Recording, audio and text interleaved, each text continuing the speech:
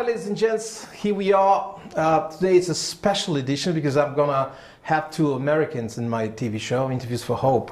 And as I said, it's kind of a celebration because I have two friends from United States that they moved to Romania and they started a business here in Romania. They're cool people. It's a nice couple, Jillian and Carter. And their story is pretty incredible. So I want to welcome at Interviews for Hope and M9 Television, Jill and Carter. Welcome, guys. Thank you for having us. Thanks for having us. This is amazing. I mean, we had an amazing drive from Brasov to Mureș. Was pretty cool and stuff. And since I've met you last year, we just had an amazing journey together, you know, talking about life and, you know, business and stuff like that. So tell me some things about yourself. Jill. Well, I come from Idaho, same as Carter. We both hail from Idaho, which is the northwest of the U.S. Raised there, and then I have a history in behavioral health, and then I went on to history. I'm a student at the University of Edinburgh, and I'm studying for my master's in history. And so I enjoy studying human behavior and why our beliefs impact our behavior. Wow, this is pretty cool because I like the same topic. Carter?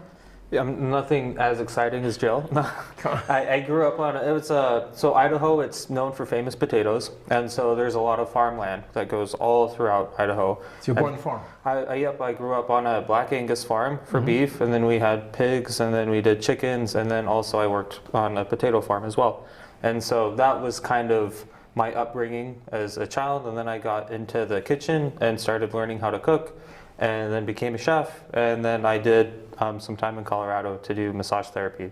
So I have my humble roots, but then I kind of grew up and now I play in the kitchen and then I do massage as well.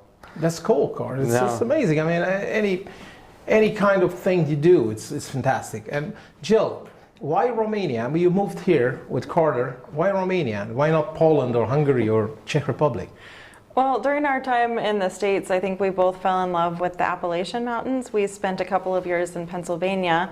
And so when I was exploring places to come in Europe, the Carpathian Mountains and the forests, you have beautiful forests here, and they are very similar to the Appalachian Mountains, which we also really loved. So that combined with the history here and all of your amazing citadels and just endless history, those things were the initial things that drew us here. Wow. Carter?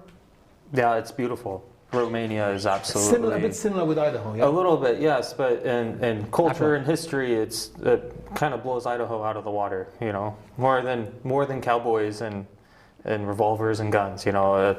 Romania is coming here, I almost laughed when we got to Brasov and we see the big green hill and the big white sign of Brasov. And I just looked at my wife and I was like, wow, we're like in the Hollywood of Romania. I was like, what a place to land. And being my first time visiting in Europe, I was just astounded by how beautiful and also the culture and history that I felt in Brasov. Just looking at all the castles and citadels, it just kind of blew my mind in that aspect of how beautiful Romania was and is. Welcome, guys. Yeah. I mean, it's great to have you here. But you have a little bit of a connection with Mureș as well, with Tîrgu-Mureș. Yes, Jill? Yes, we started our adventures early. We decided that we were going to apply for immigration through Mureș County. Mureș County. Yes, because I thought I was going to be smart and go through a county that had less of a line, less people applying. And Mureș County is known for being a bit faster at processing than Brasov County. And so it was indeed an easier process to go through Mureș County. However, it's caused a few other delays, but I'll save that for another time. But you lived a little bit in Sighișoara as well, yes? Yes. Yeah, we had an apartment there, and we love Sighișoara. Like we really did consider permanently staying in Sighișoara. It's a beautiful city. Cool, guys. You know, we as Romanians, we need a lot of know-how, a lot of fresh minds to come here with understanding of life and business. Tell me, guys, how was the first, let's say, the first month, the first few months in Romania? How did you feel, let's say, the people and the business-wise kind of thing? Because we're going to talk about your business in a minute. Jill? It was really shocking. I think there's culture shock, I think, no matter how prepared you think you are. And so there was a little bit of fun. There was a lot of just exploring new things for the first time, experiencing also, like, you know, the grocery store for the first time, seeing everything in a different language, not being able to communicate with the clerk. You know, all of those things are really just unfamiliar, and it's a lot to handle all at once. And then you have the beauty of the mountains, and, you know, we took some good hikes. I know Carter took an amazing hike up to Poyana. Yes. You know, and then we started meeting some people as well. I think for the first couple of weeks it was lonely. And then fairly quickly, you know, we connected with an expat community, which was very, very useful for us, because it's very easy to feel like you're just alone and overwhelmed and like, what in the hell did I just do? Sure. Carter? Yeah, I think one of the moments that stands out the most is when I went to there's a small supermarket in Brasov, and you get the code, you type in the code of the number of the produce, and then you can get the sticker and put it on your bag. And American mindset of, I come in and I put all the produce in the bag, and then I carry it to the counter, and the clerk is just chewing me out, just yelling, no, no, no, no, no, and starts pointing, and I don't understand, and there's a huge line, and so she takes me back and she shows me the numbers and walks me through the whole thing. So I'm like, oh, I understand now. As being like, as secluded we were, I was like, my chances of being friends with that clerk from now on, it wasn't happening. Guys, I think you're very courageous, and let's talk a little bit about what you're going to do in Romania, because you're going to start a business. You already started a business, but Jill, tell me your vision. Okay, well, we have a couple. But because you send all your stuff is in Constanța right now. Yeah. They ship the stuff all the way from States to Constanța, and all the stuff is going to come to Bran, yeah? So tell me your vision.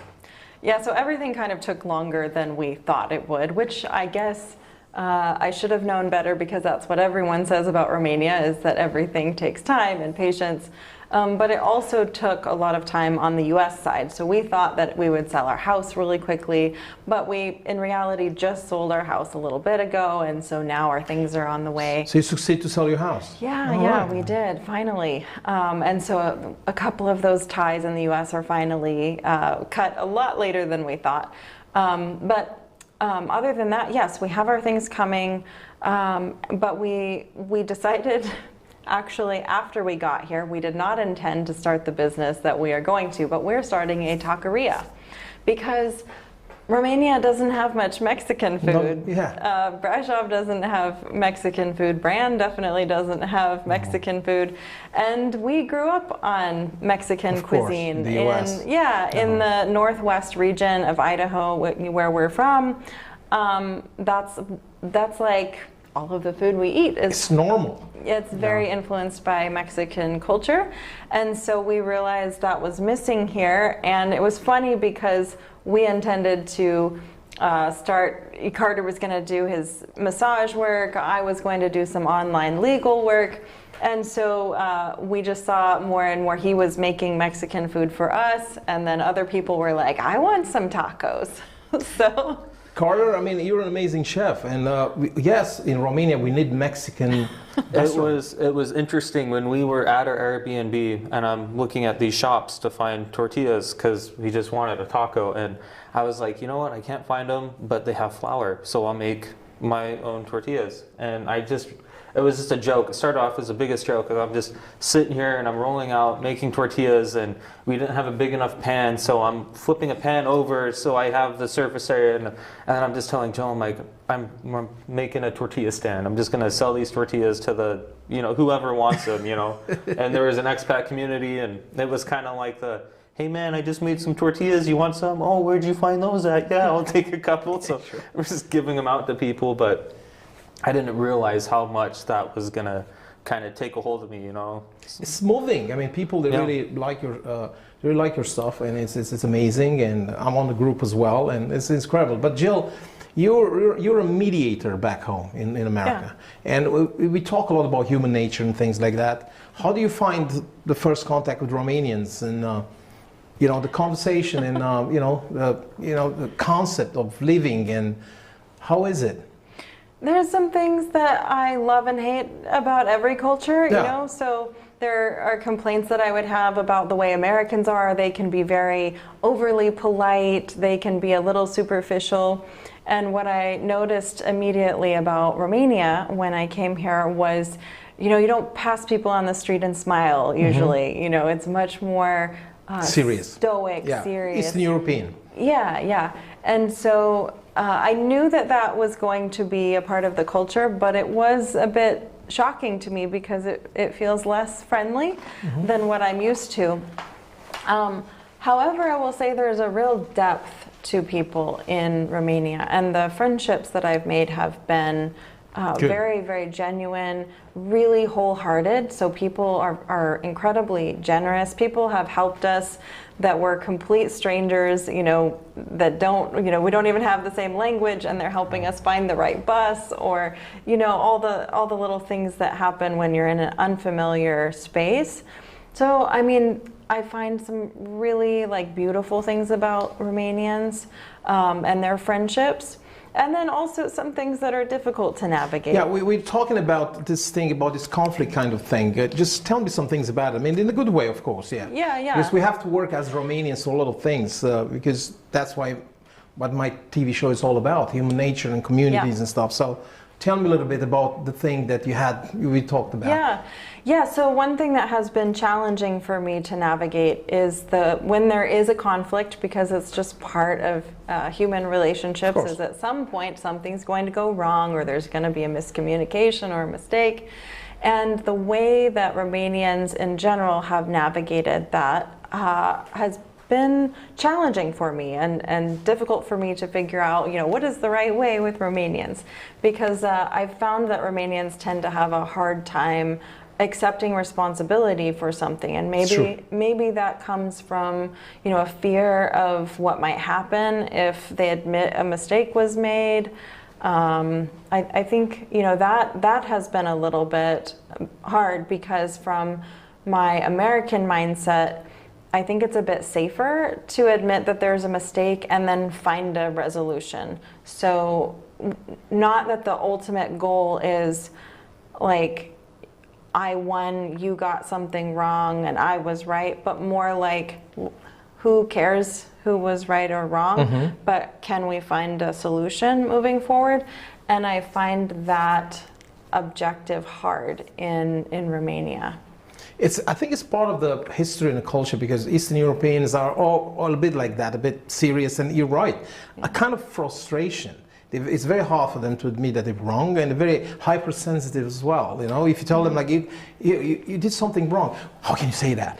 Listen, I'm not going to kill you. You know, just take it easy. Let's talk about it. Yeah. Because if it remains a bit of conflict, I mean, it's gone. You have somehow to have a conversation and to see how we're going to pass that thing to find a kind of a balance, yes, in the end. You're not going to keep some kind of a hate or some kind of a dodgy thing. Am I right? Yeah, I also find that from my cultural background, if someone admits a mistake, it's actually trust building. So if I say, oh, oops, I accidentally stepped on your toe, or whatever the thing is, that actually shows my capacity to be honest and self-aware, and that actually builds trust in the relationship. And so trying to navigate this situation now is a bit different, because it seems like there's a different cultural perspective or mindset. Yeah, I think, as I said, the best thing is to have a face-to-face thing, because when you talk by email or by messages, people are different. But when you have a conversation, if you find somebody with a big ego, I think somehow you can find a kind of a common ground, you know? Yeah, which is also another like immigrant problem, I think, as well, because the language barrier makes some of those interactions difficult additionally. It can be frustrating. Yeah. Carter, we've talked kind of a lot about your perspective about Romanian economy. How do you see things? Because we need a lot of good know-how, and I like the way you think about the resources and all the things how you see things. Tell me some things about it. So in the aspect of when I look at Romania, I see Romania and their people as a very strong country. One of the things that really surprised me the most is looking back at all the transitions that they've had to go through but still with the farmers and the people that still stay in the villages, no matter what changes happen outside of the world or with their own leadership, they were still able to prosper because of these trades and attributes of farming and having these kind of life skills that you develop to not be dependable on anyone else except your community. I think it does put a lot of pressure on the youth that's being raised up to carry on these traditions, to say, but I also, for me, I looked at, not to glorify, but a lot of respect of how this country has grown and survived because of these qualities that they have and because of their lifestyle and their traditions of how they preserve food and how they grow and raise food and crop. And so for me, I kind of see that for the whole of the country, it's to take care of those people. That's what makes a country strong. That is, a country is only as strong as its people, and you have a very strong country. And so it's really interesting to see how a lot of businesses that I've been communicating with and talking to with have had this kind of struggle with their own government because they're being treated more as a criminal than they are for someone that's trying to take the load of the economy on their own back. You're right. Yeah, and I like it. And when we talked about starting, let's say, about resources and stuff, I like your point of view, how we as Romanian should develop a thing, and we can have investors from outside to buy that thing. So like that, we keep our resources in here, but at the same time we get the know-how from outside, yes? Yeah, I kind of, talking to the landlord that we're staying with now, it kind of confused me a little bit how Romania has so many resources, but a lot of countries are coming in and saying, oh, well, we have the development to harvest these resources and we'll give you a percentage. For me, I think that's kind of wrong because they're Romania's resources. If you want to help support so we can have a facility or anything to, you know, harvest this, produce and sell, then let it be Romania. Don't let it be another country that's trying to, oh, we'll take it and give you a percent. It should be owned for the economy itself. That's a great view, Carter. Jill, we've talked a lot about your things with starting a business in Romania, all this paperwork thing. We have to keep open mind on this, which tell us some things about the hardships, because in my TV show I talk about let the people survive, let the people don't suffocate the small entrepreneurs, because they develop the economy, yes? And you start a business now and you have a lot of issues with the paperwork and stuff. Tell us some things about it. Yeah. So I've been here a year, and I think the whole year has been taken up by paperwork. Yeah, just be open about it, because we talk easily and nice and open about the things, you know. Yeah. So I think my experience is probably a bit more than some, just because I'm doing a couple things simultaneously. So I have the immigration paperwork as well as the business paperwork. And then we actually opened a second SRL or SRLA, so that we can purchase land as foreigners. We have to use that process through a business instead of personally. So I think we fairly, we have more of a burden than most people would have with the paperwork process.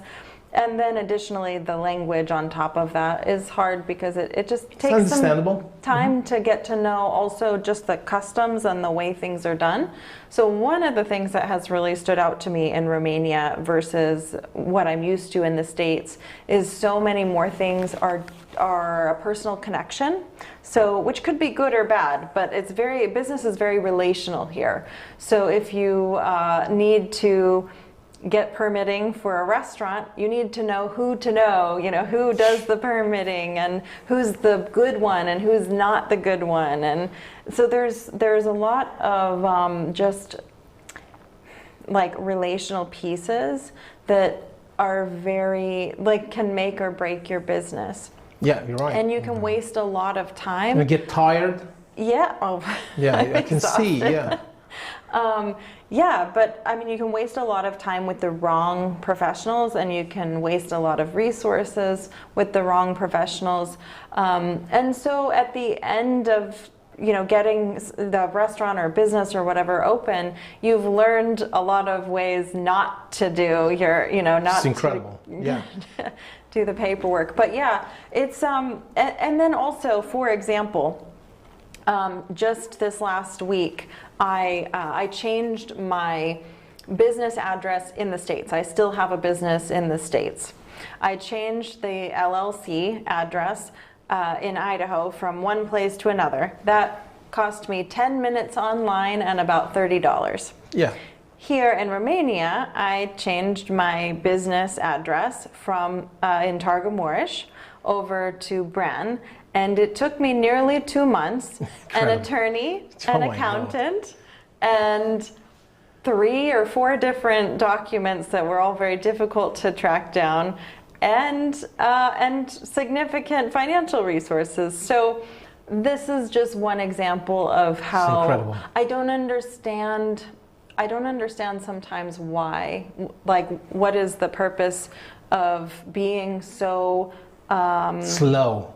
Yeah, or like really making sure that the address is correct, or you know, what's the suspicion? What's the reason for being critical and overly what's the word I'm looking for? Like micromanaging. Micromanaging, yeah. Mm-hmm. I don't quite understand why. I don't understand either. Carter, you were talking in the car about it. I mean, it's a paradox, isn't it? Yeah, it's for me. It kind of just feels like a fever dream in some aspects, because coming over from the States, it's everything is hard here, night and day. Yeah. And I'm trying to understand, because Romania's had a lot of transitions and shifts that has happened, and even with accounting, we talked to an accountant, and now, you know, a law that maybe would have changed 1 or 2 years, now they're changing things every couple of weeks, and so it's even hard for accountants to keep up with what the bureaucracy is doing, and I think with that comes penalties and other things. If you're not falling in line, then it's just another way to get a fee dinged on through an agency to come in and say, hey, this isn't up to par, or I need this paper again, or you need to refile this. It's incredible. And so it is kind of like, you know, you out of the frying pan and into the fire sometimes. Mm-hmm. This TV show, it's about the Romanian government as well, and the people. They have to understand, because a lot of small-minded people don't understand things. I mean, when somebody from outside Romania comes here with open mind, they bring money, they want to employ Romanians, and they pretty cool, you know, and they somehow they have to do something to make everything easy. Because it's incredible. I mean, a lot of Romanians, they worked outside Romania, they get some money, they come back in Romania, they start a business here, and after 2 years they run back. Just because of that. You know, they get frustrated about how hard and how difficult it is to get all the paperwork, and the people are a bit strange and stuff like that, because we have somehow to push Romania up economically. And the first thing is that the Romanian government have to understand, all the people that they run shows in counties and stuff like that, they have to do somehow to let you, as small entrepreneur, to breathe. Yes, Jill? Yeah. I mean, I think it's incredibly frustrating that so much of this last year has spent just in paperwork instead of actually opening and serving tacos. You know, right now we have a restaurant that's waiting with all of the equipment, signage is done, website is done, everything is ready, but we're still waiting for the permitting. And I hear this a lot from other people waiting to start their business as well, is that they're ready to give something that is a great service to the community, and they're held back by paperwork or some sort of bureaucratic system. And that's a shame for everybody. Carter? Yeah, I mean, I think it's interesting when we talk with the locals and families of, why aren't you open yet? Why aren't you open yet? And in the aspect of being an immigrant and trying to do everything by the books, or being born here by land, where, you know, what are you going to do? Get a slap on the wrist? Open anyways, deal with the problems later. For us, the risks are a little bit more intense if we were going to go not by the book, to say. And so when I look at what you can do for business, I see that even Romanians that have their own businesses, they still have to go through the same paperwork. Yeah, you know, they renew, and it's the same, you know, thing that they get frustrated with. Oh, we're doing the exact same thing now, and we have to redo it every couple of years. And so I think if a country wants to really help the economy, they would try and help their people. They would try and help the small businesses and people that, you know, are starting farms or trying to sell goods, try and keep things locally, you know, selling, you know, farmers that grow their food locally, keep that in, so there's not as much importing coming out from the country. But for paperwork aspect, it's very fascinating to see that it's not just immigrants that have to struggle, but everybody has to struggle with this issue. I mean, this TV show is going to go to Bucharest, and I hope the good people are here, because something it's dodgy happening. It's insane, you know, because I don't understand. It's about education, it's about being open-minded, it's about the system. I don't understand either, because somehow they don't let you, they suffocate your hopes, they suffocate your things to go forward, and it's incredible. Your story is perfect, because we have to let people know how hard it is to get all this thing done. But Jill, you're going to buy now land, and you're going to build a camp first, yes? Yes. So this was not really a part of the plan, but we intended to sell our house in the U.S. and then buy a place here in Romania, yeah? Well, because some things in the U.S. are also not going well. I won't go into all of that crazy drama, but I think we all know the U.S. has some challenges. So we ended up leaving with less than what we imagined. And so as we've pivoted to the plans that we're going to develop in Romania, we decided to purchase some land and to develop a new dream instead of just a house for ourselves. But we wanted to buy a beautiful piece of land somewhere in the Bran area, and start a campsite and maybe some small cottages as well for Airbnbs. And I hope that we can develop something that's not just for, you know, not just the land for a good view, but also maybe some cultural events, maybe some community events, things that people can really enjoy. One of the things I think I miss most about my home in the States was my fire. I loved sitting outside around a good fire. With a guitar. With some good company, maybe some music, maybe some marshmallows, a good cup of coffee, and I miss that. And so I'm excited to build a new fire at the land that we purchased. Yeah. Carter? Yes, that's a lot of what we want to do, but then like long-term goal is we have that old building with the stained glass that we were telling you about. In Bran. And we really want to do a cultural center. You go to Bran, everybody's, Dracula, this, but they're missing the whole aspect of what Romania is. Dracula is not even part of Romania. It's just an American story. And so British, British, yeah. International. But not Romanian. And so people are coming and they're getting that aspect, but then they're not really sinking their teeth to say into something that is truly of Romanian culture. What I really appreciate about my wife is, with her history major, is that growing up in the States, we saw a lot of history from the States, even from the natives, that have kind of been washed away. And coming here to Romania, I see so much culture and so much pride that I don't want that to happen. You know, I wouldn't want tourists to come in and then just flock over a story and then forget where they even spent the time at, you know? And so with this cultural center, that long-term vision that we want to, you know, help and encourage is to keep the ancestors' stories alive, you know, to keep... That's great. Because kids will forget. And the parents are not going to be around forever, and the great-grandparents aren't going to be around forever. And so if you can have this archive to pass down of Romanian history, and then to even cultivate something that can preserve that, I think that would be the biggest gift that I could envision to see, to keep things alive the right way. Yeah. Jill, you're a storyteller and you're a writer as well. How do you see all this magic part of Transylvania and Romania?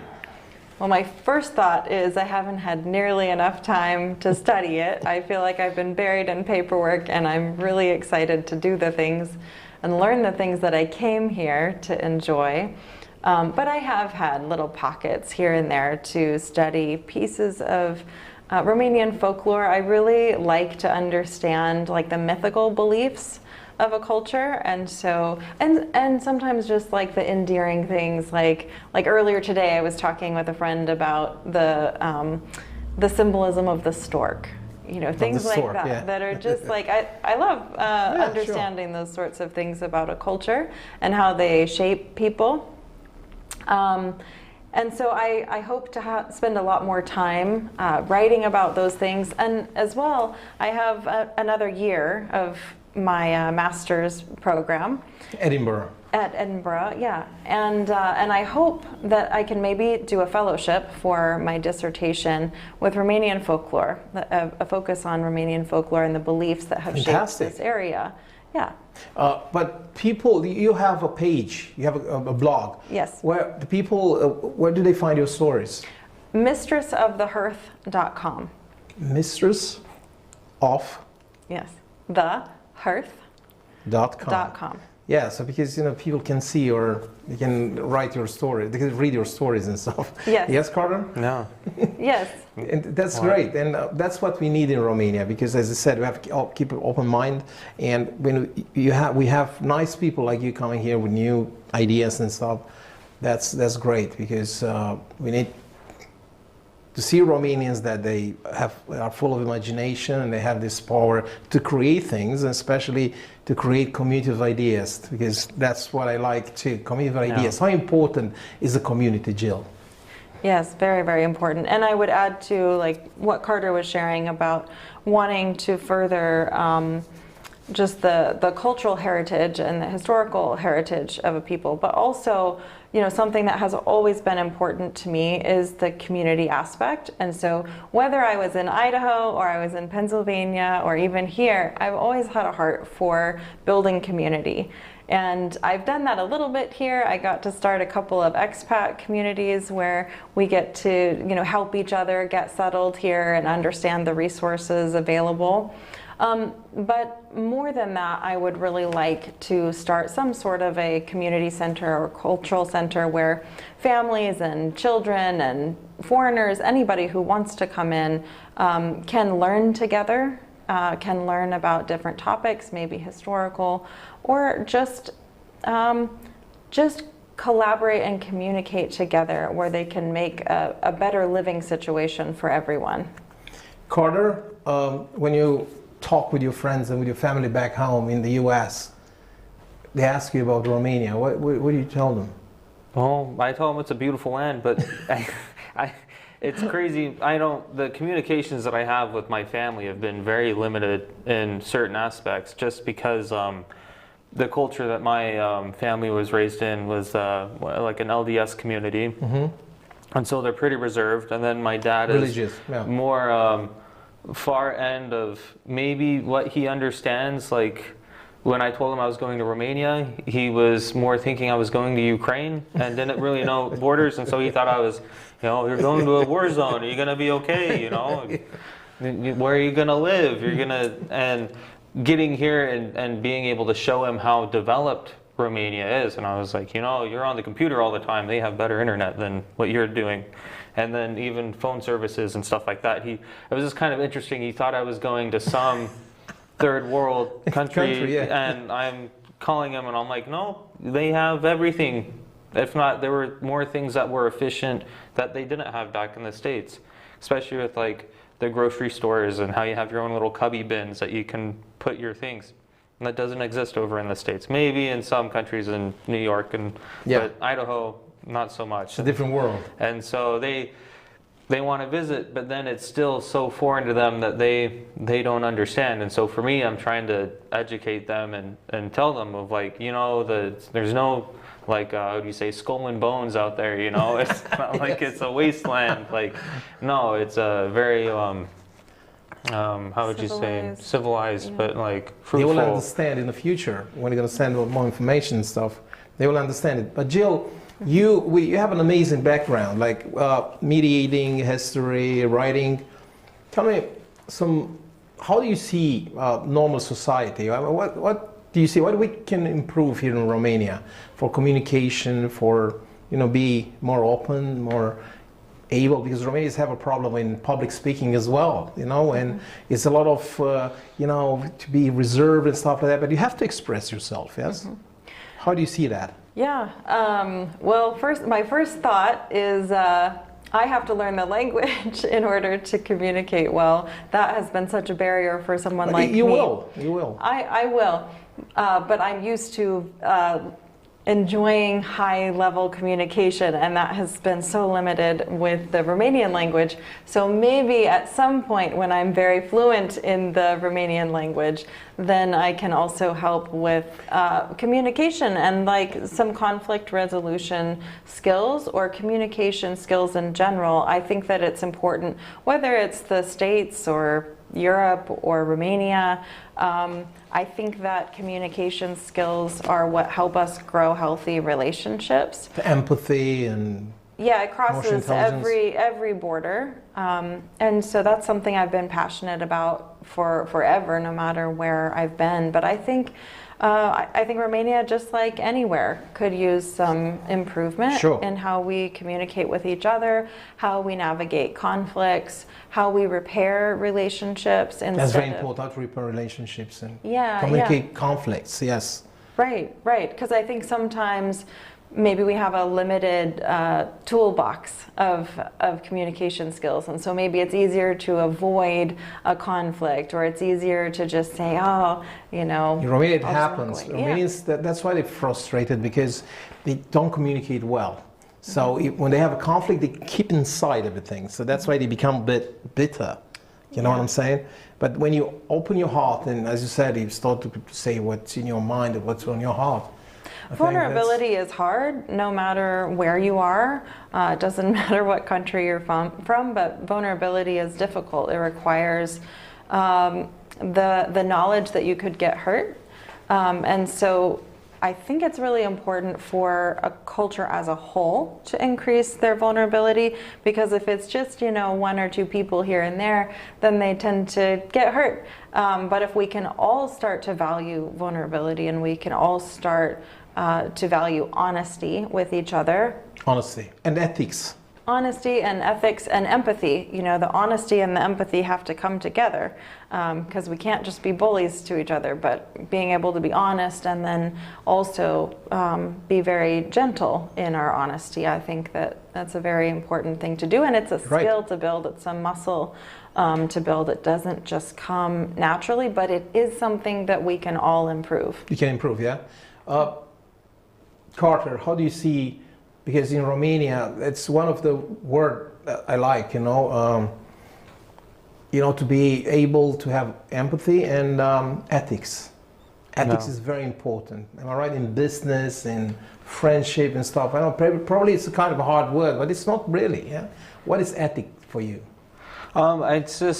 I think for me it's accountability and knowing yourself. Accountability. And taking, and the aspect of responsibility of you have a certain level of, how would you say, behavior that you know that there is, I don't want to say moral guidance, but to know of, you can yell at someone if something isn't right, or you can see past and try and go into the next step of trying to understand, rather than acting more on emotion, to then maybe put yourself in their shoes, take a step back, take a deep breath, and then knowing that yelling at each other isn't gonna, you're not gonna find a resolution. You're just gonna leave angry, and they're gonna leave angry. For me, it's kind of interesting, because I look at when I first started driving here on the roads, that they enjoy their time when they have their coffee, and they enjoy their time when they're out to eat. And then once you get on the roads, it's go time. It's now I have somewhere to be, and you're driving too slow, and it can kind of cause that. It can cause accidents in that aspect, and in ethics of taking that responsibility of even road ethics of, just because you can doesn't mean maybe you should. But then it's also respecting that everybody is on that road. And so because you're in a hurry and you get in an accident, now you're not only putting your own life in danger, but you're putting many other people's lives in danger. The other driver, the people behind you. And so I think there is, in that aspect of ethics, it's the knowledge of knowing what you can do and what you should do, and applying that. But it can change. Yeah, it's a good view. It's a good view, Carter. Jill, this show goes to America as well, and all over Romania. So if you have a message for your new Romanian friends, for your expat friends in Romania, and if you have a message for your American friends, or for your family in the U.S., what that message be? I think it would be for myself as well, to never give up hope.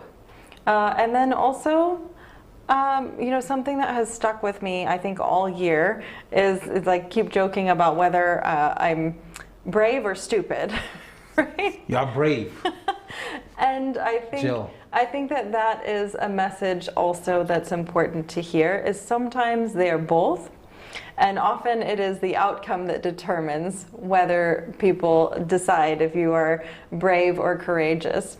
I think sometimes doing something that's worth doing has to appear foolish at first. It can often appear that it is foolish, it's too much of a risk, and I guess my message would be take it or leave it, do it anyway. Yeah. And I'll let you know how that turns out for me. Carter? I would say be uncomfortable. Be comfortable with being uncomfortable.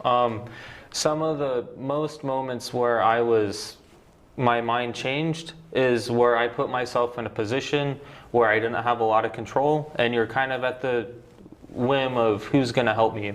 And one of the things that I loved most about when we were navigating, once we got into Romania, was how generous the families that we came into contact with. One that stood out was when we were in Sighișoara. It was in Albaș. And Elena, she meets us. We're looking for an apartment. This whole whirlwind of where we need to have a residency at. And since we're in Mureș County and we didn't go to Brajov, we need to have an apartment in Mureș County. So we had 2 weeks to find an apartment, rushing, not knowing the language. And we meet this family, and it was Elena and her husband. And when we first met, it was like, she looked at me like I was her son. In America, sometimes when you're, oh, this is my landlord, you know, they keep it more transactional, more business. She was letting us into her home that she raised her boys in, her family. It was very personal. And she built a trust that isn't necessarily had to give to us, but it was genuinely in her heart. And she invited us back, and she was like, I'm gonna murder a chicken, we're gonna eat, and you know, you're part of the family now.